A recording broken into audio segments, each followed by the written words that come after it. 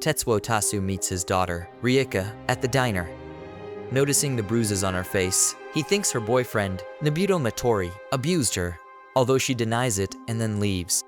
He goes to her house, but then sees Nobuto and his bunch of gangster friends, bragging about how he punched Rieka and all. As he tries to follow them, a guy picks him out and accuses him of tailing them. He takes Tetsuo to the alley, beats him up, strips him naked, and takes compromising photos to blackmail him if he tells the police. Tetsuo returns to his normal life, but the next day he decides to go back into Rieka's place via a spare key. He hides in the closet when he hears Nobuto coming in. Then he hears him talking over the phone about killing other people and how he plans to get money out of Rieka before getting rid of her. This jerk has also beaten up many other women he dated in the past. He gets mad and starts trashing the place when he is told he was followed yesterday. Tetsuo almost gave himself away, but managed to distract him by calling Nobuto. Meanwhile, outside the apartment, Kubo and Kyoichi Majima are tasked with watching over Nobuto, so they keep a close eye on this difficult child. Tetsuo revealed to Nobuto that he was inside the closet by phone. He surprises him by hitting his crotch, and then he whacks him to death with the rice cooker. That is when his wife, Kaisen, comes in. Tetsuo fears the Yakuza will not leave them alone, but Kaisen is calm and is willing to be an accomplice in cleaning this up. Rieka comes home and sees her parents cleaning up the place. Kaisen talks to her about her bruises, so she starts crying about Nobuto getting a bit rough. Kaisen convinces her daughter to stay with her so Tetsuo can deal with the body. Kaisen then leaves with Rieka. Kyoichi has not seen Nobuto since, so he is trying to break into the house. Tetsuo notices this and goes into hiding again. A flashback shows Kubo talking to his employer, Yoshitatsu, about his perception of killing. This conman is running some scammer thingy as he relates how his own boss bullied him, his wife left him, the school did nothing for his son, and the police even arrested him. Because he is weak and can't kill, that is why he hired Kubo. After all, Nobuto is his beloved son and his only thing he has left. When Kyoichi enters the apartment looking for Nobuto, Tetsuo pretends to be a cleaner. Kyoichi pretends to be Rieka's friend and has a spare key. He gets permission to call for his friend's missing handphone. Kyoichi calls Nobuto, but service is out of range. Well, good thing Tetsuo destroyed the phone.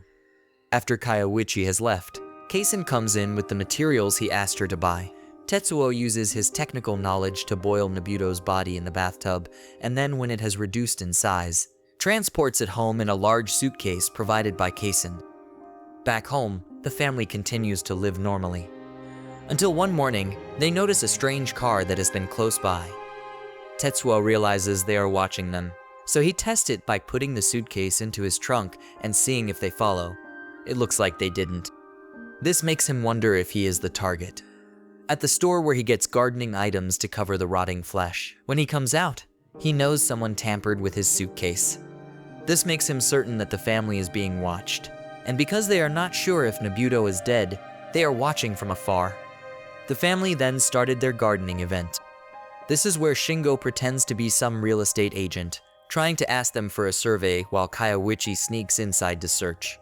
He hides in the closet when Tetsuo and Kaisen come back to get the clay pot for plants. Kyoichi is unaware that Nobuto's body is inside the box next to him.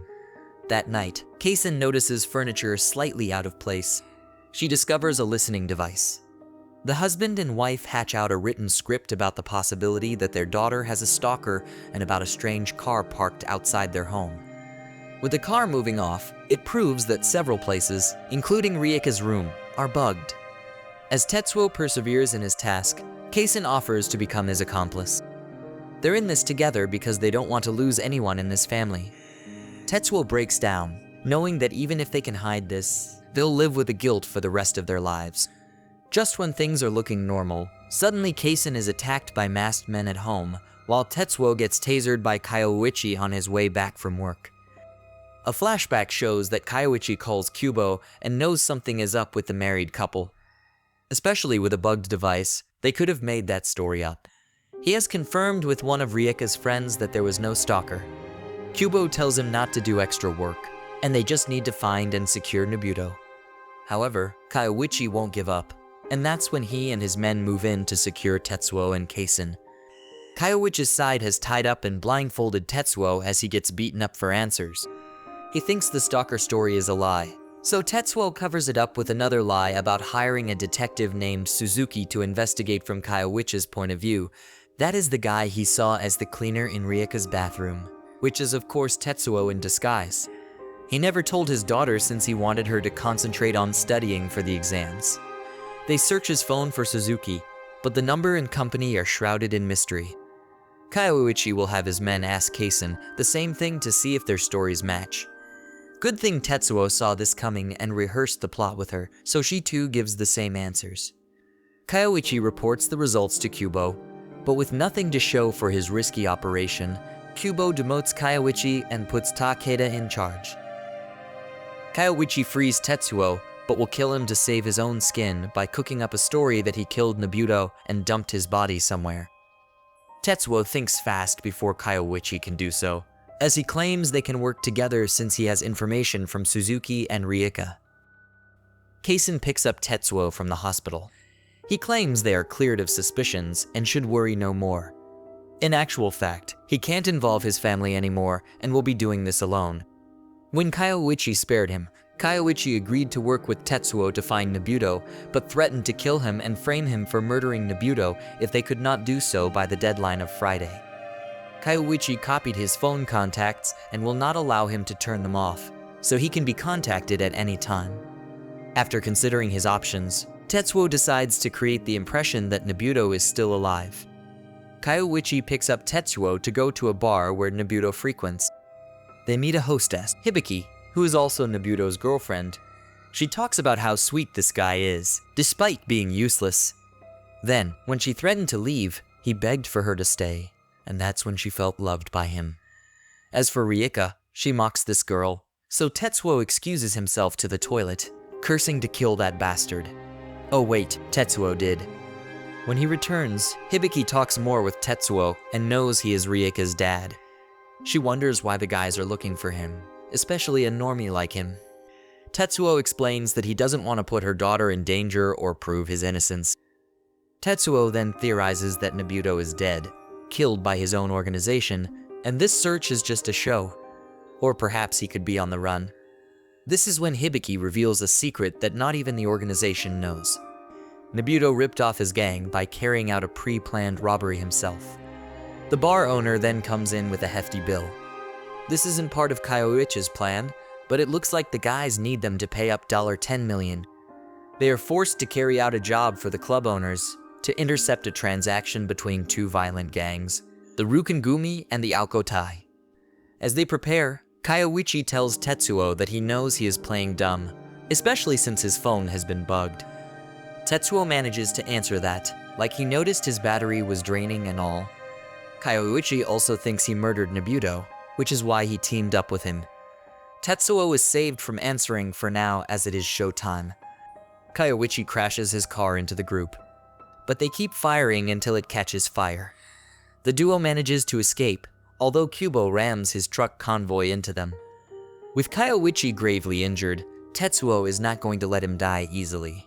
Not after he dragged so many people into this problem. When a gang member is running away from the chaos and spots them, he panics and shoots. However, it's Kubo, and his dude is gunning him down. They then do immediate surgery on Kyoichi, and since this is his punishment, there is no anesthetic. Just raw surgery to extract the bullet. After that, they film Tetsuo to make him admit he killed this dude as blackmail if he ever double-crosses them. When Tetsuo comes home, Kaisen knows something went wrong and reminds him she is part of this act. After telling her their fate, if they can't find Nobuto before the deadline, he is going to fabricate that Nobuto is still alive. They're going to use the help of Bin Tabata. He was their college friend who wanted to be a big-time movie producer or star, but always failed his auditions. While Tetsuo tries to access Nobuto's old handphone account by getting his passwords from Hibiki, Kaisen goes to see Tabata to convinces him to act out a small scenario wearing Nobuto's clothes. Meanwhile, Tetsuo unlocks Nobuto's phone, but it requires a pet's name which Tetsuo cannot guess. He goes to the bar which Nobuto frequented searching for clues. He sits by this moody guy, not knowing he is Nobuto's father. Tetsuo is asked if he has children before talking about his own. The usual rant that he is the only thing he's got in this world and how he is dying to see him. Nobuto was a cute kid, but he soon started to become rebellious and troublesome in his teens. The question is, what would you do if something horrible happened to your kid? For Yoshitatsu, he'll not only kill the culprit but his entire family. As Yoshitatsu leaves, Tetsuo gives his fake name, Tetsuji Tabata. Tetsuo then asks the bartender about Nobuto before he is told the shocking truth about who Yoshitatsu is. Of course, Yoshitatsu is no dumb guy, and he believes that Tabata's name is fake. Later that night, Tetsuo and Kaisen manage to guess Nobuto's password and unlock his phone. The next day, Kyoichi confronts Tetsuo. He accuses him of killing Nobuto, despite having no proof. But that is when Kubo contacts him. They have online video evidence that Nobuto might still be alive, although it is just his back. Then there is a comment on the video from Nobuto's personal account telling this guy to take the unauthorized video of him down. Of course, the gang soon scrambled a team to verify the authenticity of the video. Tetsuo notes that this is all going according to plan. This includes using Nobuto's account to send a message to Hibiki to say he is alive. He also has a secret phone hidden so that Kaisen can hear everything. However, the Kyoichi gang suspected that the video was fake due to Nobuto's walking style. Kyoichi has them continue to search for where the video comes from as he brings Tetsuo back to his home. He wants him to have his family leave by then. After admitting he bugged his house, something has been bugging Kyoichi, and it was this pot that was in his room. He remembers he wanted to plant it with something but never did, and Tetsuo's conversation made it sound suspicious. Tetsuo is forced to flip the pot over as Kyoichi searches the dirt. Obviously, Nobuto's remains are here, but they have decomposed enough that they are no different. However, Tetsuo realizes Nobuto's blonde hair. He feels tempted to take a knife to stab Kyoichi, but that is when Kaisen returns. She treats them to coffee, and since it is a bit bitter, they add milk. Kyoichi then gets serious and admits that he bugged their house and was the one who hurt her husband. But Kaisen, too, doesn't back down. She threatens to call the cops. Kyoichi dares her, but she isn't scared either when he threatens to post videos of her husband's confession. Then Kyoichi has a bad stomach ache. Kaisen added laxatives to the milk. Too bad Tetsuo too gets one. However, the house has only one toilet, so Tetsuo takes a dump outside. Rieka unexpectedly arrives home, and Kyoichi asks her about Nobuto being missing. Tetsuo and Kaisen lie about Kyoichi being a colleague from Tetsuo's work, and he is asking him for advice about Rieka to avoid getting involved with bad men. Kyoichi then leaves with Tetsuo. After Rieka leaves, Kaisen takes out the laptop to hack into Kyoichi's email. This is when she sees the horrifying message that the video is fake, and if they fail to find Nobuto, they'll torture and kill Tetsuo. Rieka finds a note in her shoe left by Kyoichi. But the note claims her parents are hiding something and that she should contact him via email. Kyoichi brings Tetsuo back to Rieka's place as he continues to search for it. Meanwhile, Kaisen goes to visit the house of Kyoichi and talks to her mom, pretending to be the staff of some raffle she won. Mom goes on to talk about Kyoichi being her only son and her husband once running a diner.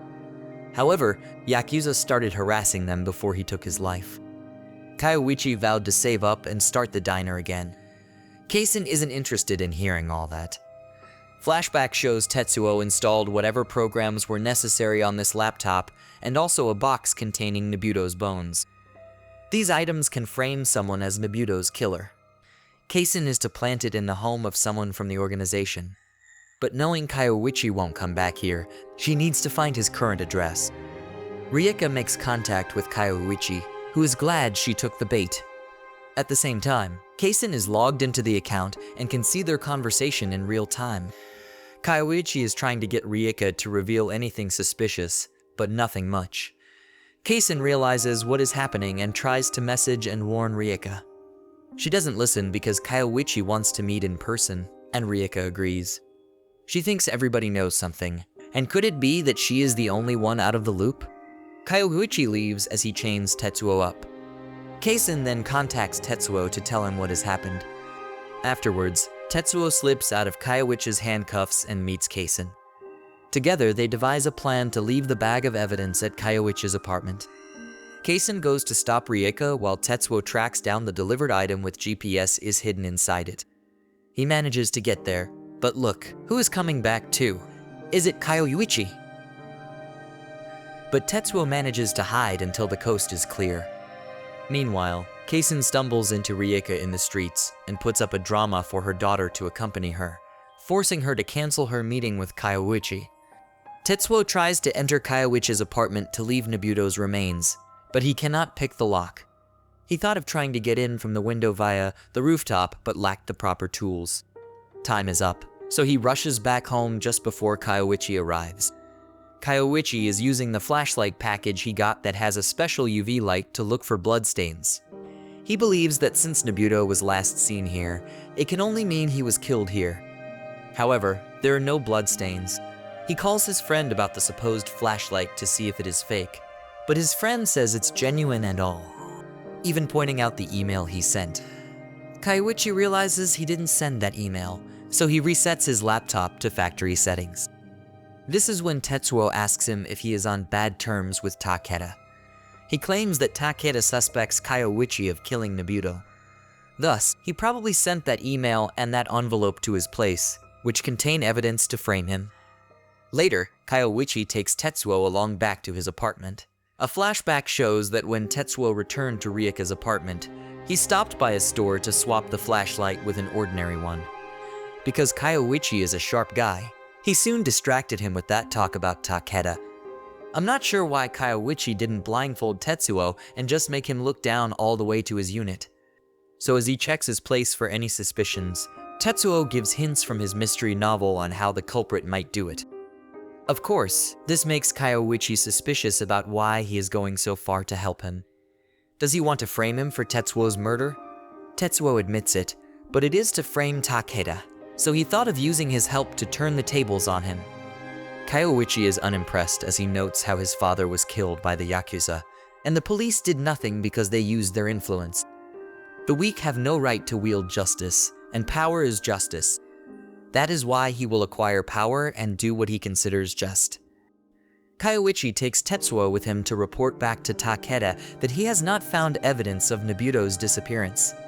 Nobody can confirm the video's source, and since it is definitely fake, they believe Nobuto must be dead.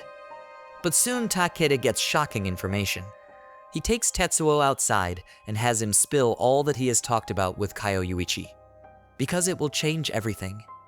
That email seems to have revealed Nobuto and Kaioichi as cohorts stealing money from the organization. Kaioichi attacks Tetsuo when he learns about this, but Takeda's men restrain him. They go to check Nobuto's apartment and find stashes of money hidden. They need to check for the serial number 2, so at this point, after reporting to Kubo, everyone meets up at Kaioichi's place to check for the same. They force him to open his safe and find some money there. It is his hard-earned money, and of course the serial number doesn't match. But then they see a bag inside. Kaioichi then panics and starts to attack while the rest hold him down. He claims it wasn't there. Opening it, it looks like there are human bones. There is also the tablet that proves where the fake video was created. Kubo will at least hear Kaioichi out, so he theorizes that Tetsuo and Takeda are in cohorts to frame him. Takeda may have put the bag inside the safe after he opened it. Luckily, the men were recording the whole thing, so it was already inside the safe.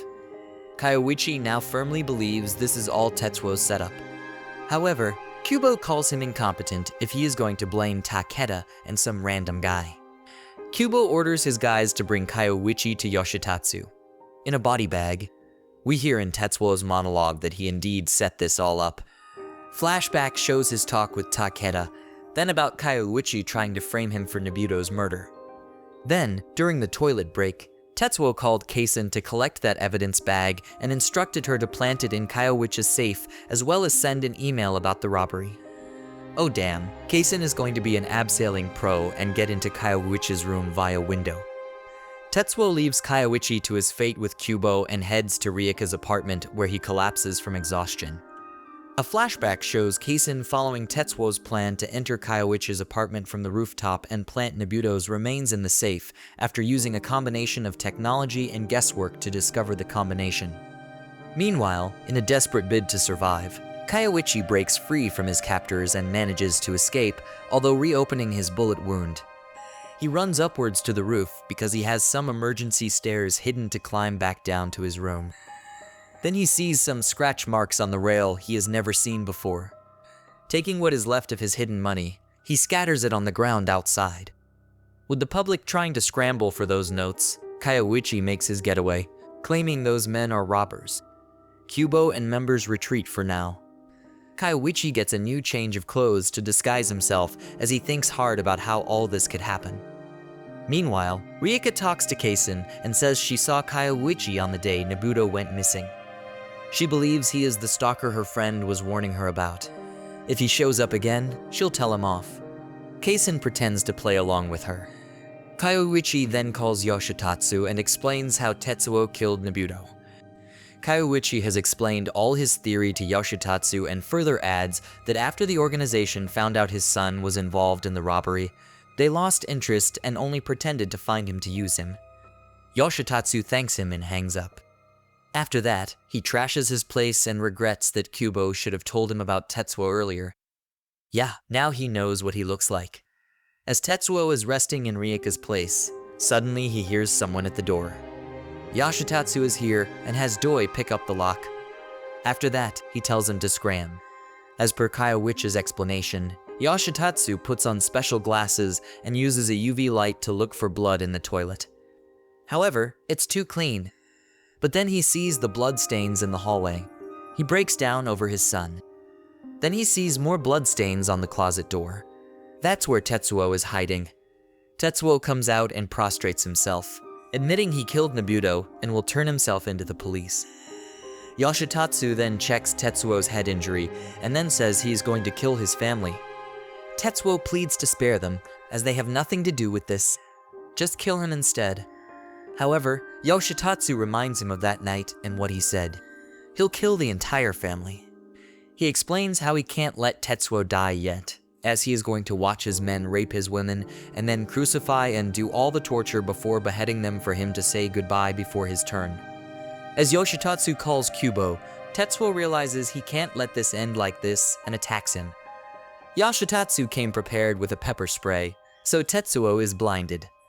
However, Tetsuo endures it and takes Yoshitatsu to the floor, where he manages to destroy Yoshitatsu's phone. Kubo is perplexed by this call and calls Doi about the situation. At this point, the fighting is so intense that the neighbors below fear something is happening and call the cops. The struggle continues as Yoshitatsu accidentally pepper sprays himself. Two blind men are fighting each other. Tetsuo says back that his daughter is a nobody to him, and the same can be said about Nobuto to him. He just wants to live in peace with his family. But Yoshitatsu will not allow that as he strangles Tetsuo with a wire.